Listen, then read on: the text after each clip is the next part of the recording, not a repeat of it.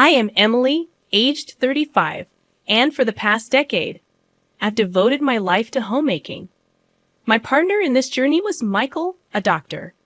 Despite our lack of children, we found contentment in our shared existence. However, the tranquility was shattered one day when Michael arrived home late, delivering a proclamation that would mark the end of our 10-year marriage. "It's over for us, Emily," he declared. Bewildered, I questioned him about the sudden revelation. Michael, habitually returning late, dropped a bombshell. He had decided to marry his mistress, and divorce was imminent. Shocked, I exclaimed, "Marry your mistress? What are you talking about?"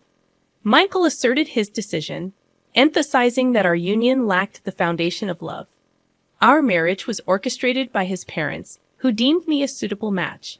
We tied the knot hastily, knowing little about each other beyond sharing a common last name. People might call it fate that we shared the same surname, and in the whirlwind of surrounding marriages, I succumbed to the notion marrying him.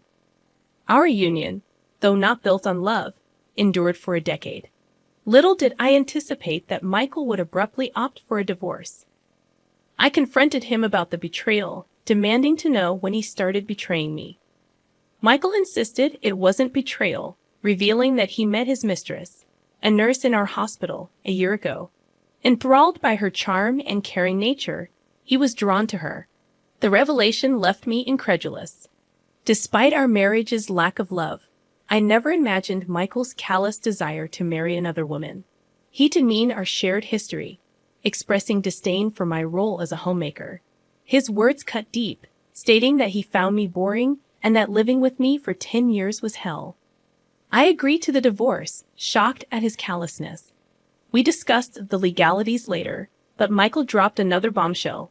He never submitted our marriage registration. We were not legally married. We were merely cohabitants. His elaborate scheme, formed during our initial agreement, ensured that he maintained control over all official matters. As the reality sank in, I realized that the life I thought I had built was nothing more than an illusion. Michael had strategically kept our marriage unregistered to secure financial control. The 10 years we spent together seemed like a cruel joke, orchestrated by someone I thought I knew. "I was meant to be with you, and you should have rejected the marriage proposal from the beginning." But I couldn't. My parents are stubborn and wouldn't listen. If I had refused, I wondered what would have happened. Besides, I needed a housekeeper. As a busy doctor, I couldn't handle household chores. So I decided to marry you for practical reasons, as a housekeeper. It was a mutually beneficial arrangement. You had a good place to live and meals without the burden of work. It seemed like a fair deal, especially since you appeared eager to get married, perhaps influenced by societal expectations. This 10-year relationship was a win-win situation for both of us, or so I thought. But it ends today. You should appreciate the good times we had. But now you have to live on your own without depending on others. And one more thing, don't inform my parents about our situation. If you do anything unnecessary, you know what will happen to your father. He has a contract with the hospital where he works, thanks to our marriage. I'm implying that I could sever that connection as a threat. In other words, I'm warning you not to take any actions I would find undesirable. He laughed, claiming it was my fault for being deceived, leaving me with nothing. However, unbeknownst to him, the one who would be left with nothing was him. I couldn't help but burst into laughter. "What's so funny all of a sudden?" he asked, puzzled. "I can't believe you became a doctor with that kind of knowledge," I retorted. Confused, he questioned, "What do you mean?" I had known about his mistress and the fact that he didn't submit our marriage registration all along. In fact, I had suspected his infidelity for the past 6 months, but lacked evidence to confront him. I had hired a private investigator to look into his affair. The investigator revealed 2 crucial pieces of information. First, there was evidence of my husband entering a hotel with a nurse from his workplace. Second, based on their conversations, there was a possibility that we were not legally married.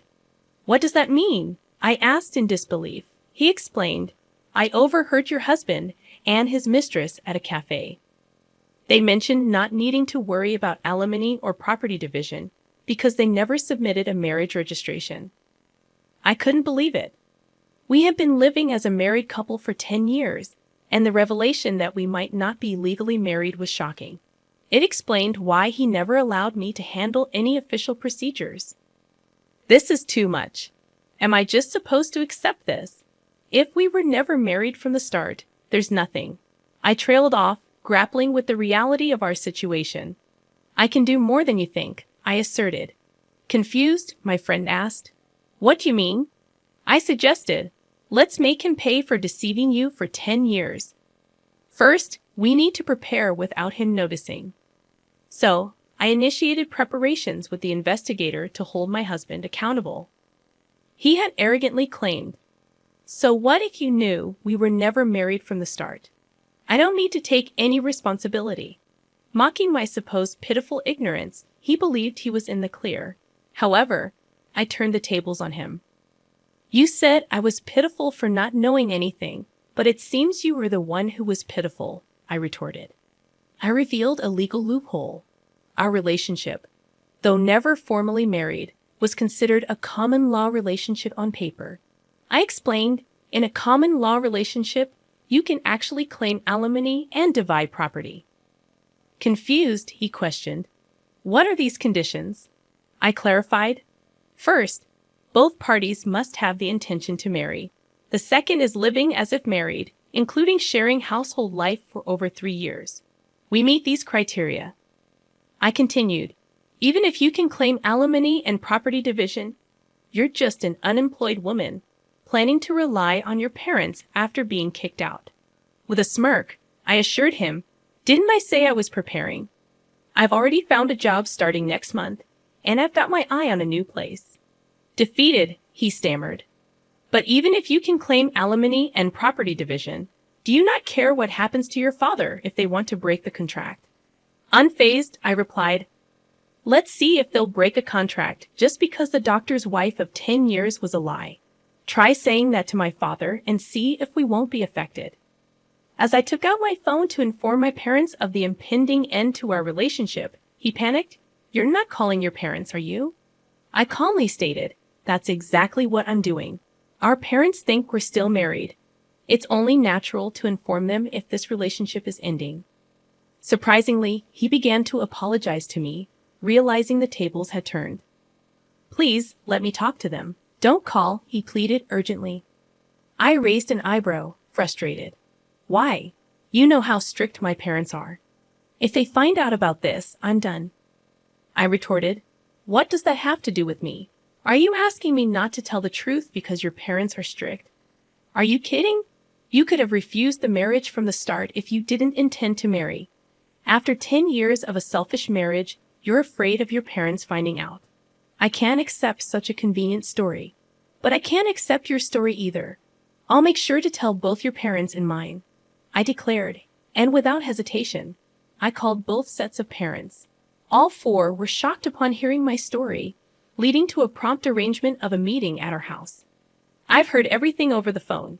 Is it true that you pretended to be married for 10 years without submitting a marriage registration? Speak up, you foolish son," his father scolded. His response was a sheepish admission, "It's true. I didn't submit it." His mother intervened. "Why would you do such a thing? Didn't you think about how Emily would feel?" I had no choice, he defended himself.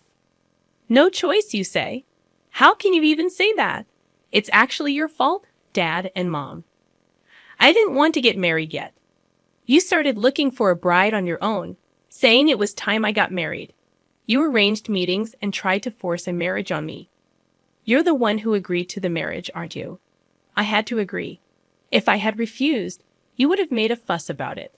"So, I decided to get married," he explained, pointing the blame back at his parents. His father questioned, "If you were resolved to marry, why didn't you submit the marriage registration?" He cited an internet story. I read about a man in the same situation. He didn't want to marry but had to because of his parents. He lived a married life without submitting the registration and revealed the truth when he found someone he truly loved. That's appalling. What happened to that guy in the end? I asked. He's now married to the person he loves and has a real marriage. So, I too will marry my girlfriend and have a real marriage, he declared confidently. Then my parents spoke up. A real marriage, huh? Sure, you might not have had a love marriage, but do you remember what you said at the wedding? We will never forget to care for each other and build a home full of smiles. What did those words mean to you? What were we shown? We sent our daughter to you hoping for her happiness, but you deceived her for 10 years without submitting a marriage registration. Did you build a home full of smiles? Now you're leaving her for another woman. Can someone who acts without a shred of care, even if they change partners, truly have a real marriage? He stammered, attempting to respond, but my father cut him off. I was happy you married our daughter, not just because you were a doctor. I thought she could build a happy home with someone as sincere as you, but it seems we were mistaken and deceived. And you threatened our daughter. If she told us about this, you'd cut off the contract with our company. Seriously. If you're going to threaten our daughter, we'll cut off the contract ourselves. Be warned. We will tell the truth when asked. Why? If you do that, there will be rumors at the hospital, my father warned. His face paled at the unexpected turn of events, and he pleaded, please wait. This is getting out of hand. Let's just talk. But my father-in-law, furious, wasn't having it. Don't mess with us, he declared, grabbing my husband by the collar. We didn't raise you to be such a scoundrel. What were you thinking? Father, please stop. By not submitting the marriage registration, you might have thought you were doing yourself a favor, but because of your selfish actions, Emily was strung along for 10 years. I interjected, my voice firm. What were you thinking, causing such trouble to others? The living room fell silent as my father-in-law confronted my husband with these stern words. Faced with the weight of those accusations, my husband had nothing more to say. I spoke up, addressing my in-laws. Emily and your parents, I'm truly sorry for the trouble caused by this idiot. No, you parents shouldn't apologize. It's not your fault. However, it's partly our responsibility as parents for letting him act this way. For now, we'll take him home and make sure he doesn't continue his reckless behavior. We'll deal with the aftermath properly. We're very sorry for all this, my father-in-law admitted. With that, my husband was taken away by his parents, back to his childhood home. You've been through a lot. For now, you should come back home and rest. We'll think about what to do next later. You don't need to worry about anything right now, my parents assured me, expressing their concern. Thank you, but I won't go back home yet. I still have things I need to do. I declined their offer and chose to stay in my own home. What I had to do was prepare for the final settlement with my now ex-husband, gathering evidence for our common law relationship. I was getting ready to claim alimony and divide our assets. A few weeks later, a meeting with a lawyer was arranged. However, even if I agreed to alimony, my ex-husband couldn't accept the idea of dividing his property. Why should I divide my property? She's been a homemaker for 10 years, never working a day. All the furniture, clothes, food. I paid for everything. Now you're telling me to hand over the money I worked hard for? The furniture I bought? He ranted, unable to accept that his money would be shared with me. The lawyer explained, yes, that's correct. The money you earned and the furniture are subject to property division. Why does it have to be like that? Who did the housework while you were working? Who cooked meals with the groceries you bought? He argued. That's irrelevant now. No, it's very relevant. A homemaker is entitled to property division because housework and childcare have economic value. Speaking as a human, not just a lawyer, do you think housework is something anyone can do? That it's just expected of a homemaker? The reason you could live freely is because of her support. Don't get that wrong, the lawyer asserted. He was taken aback, and in frustration, he said, and this situation is a result of your actions, yet you have the audacity to be selfish. The lawyer responded, what do you say? Never mind. Anyway, she's entitled to half of the assets for property division. That's how it is. Regarding alimony, we intend to claim $100,000 from you, the lawyer continued. $100,000. Why so much for a relationship that wasn't even a marriage? He protested. It's precisely because you weren't married. Normally, alimony claims in common law relationships range from $10,000 to $40,000. However, in your case, you pretended to be married for 10 years and selfishly tried to kick her out when you found someone else. The amount is determined by the severity and duration of your actions. But still, you may think 10 years is just a short time, but it's longer than you realize. During that time, she devoted herself to you, believing you were a married couple. You have no right to complain after betraying her, the lawyer explained, presenting a strong case. Unable to counter this argument, he reluctantly agreed to my demands. I also sent a notice of claim for alimony to his mistress, thanks to the investigator who revealed her identity. As he had said, she was a nurse working at the same hospital. In a panic after being served with the alimony claim from me, she confronted him at the hospital with the notice I had sent. Wait a minute. This isn't what you told me. What do you want? I told you not to talk to me at the hospital. I got this from your wife. You said there wouldn't be any alimony because we weren't married. What's this all about? She questioned him. I later learned that their confrontation at the hospital had sparked quite a scene. Okay. Let's talk about this later, not here. There are too many people around. We'll both be in trouble if this turns into a rumor. He tried to defuse the situation. I don't care about that. I can't pay this kind of alimony. You said it was okay, so you should pay it for me. What? I won't pay a penny. You were the one who wanted this relationship. You said I was the only one for you, that you wanted to marry me. Hey, quiet down. Everyone can hear us.